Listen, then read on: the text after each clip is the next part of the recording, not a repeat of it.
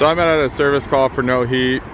I just want to kind of go over what I was seeing and just some do's and don'ts in the HVAC world.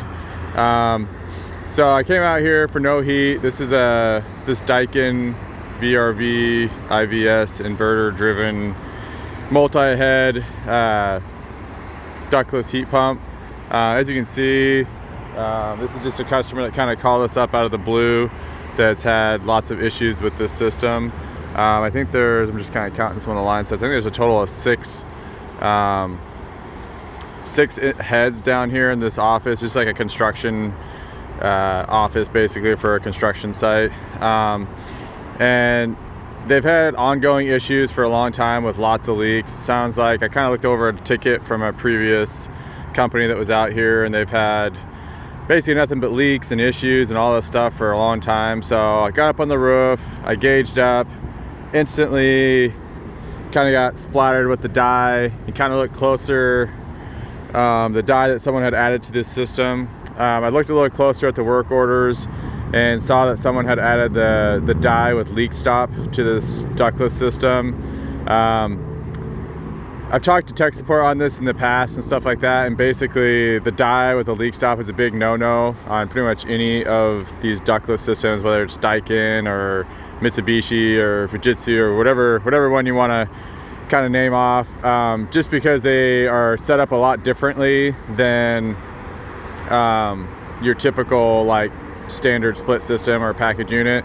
From what the tech support basically has told us, that once you put that stuff in there, you've basically destroyed the system. One of the things they were saying, there's a lot of check valves and strainers that are built into these systems that, their words not mine, basically said that eventually will plug up with that leak stop stuff. And they also said that dye can sometimes kind of get a little affect the way that it's operating as well.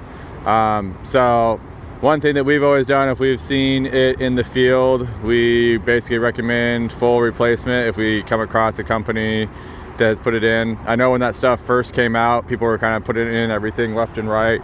I think even we did it on like a 1-to-1 Mitsubishi, and once we called tech support, and at the time we didn't know there was any issue with doing it. I think we only did it to the 1, thankfully, but we talked to tech support because after we put it in, the system went haywire, wasn't operating correctly. And tech support flat out told us that the system's toast, everything needs to be replaced. So from then on, anytime we see it, I mean, we're taking the word from tech support and going with it. And you know, if you do have a bad leak, I mean, I'd either do like an isolation pressure test, so you can either pressure test in each individual deal, or I mean, a lot of people just don't pressure test it to the proper stuff. I mean, definitely check your install manual, but a lot of like the Mitsubishi product stuff is up to 600 PSI on a pressure test. Like I said, verify what you got, but just make sure you're hitting it to the proper pressure test. You're not just going to like 300 PSI or something like that, because a lot of those micro leaks on flares or different things like that, you're not going to see until you get up closer to that 500 PSI range, I'd say. Like I said, I know every company kind of has their own little philosophies and things they do. Be interested to hear in the comment section if you are in the field or a technician, kind of what your company policy is on some of this stuff.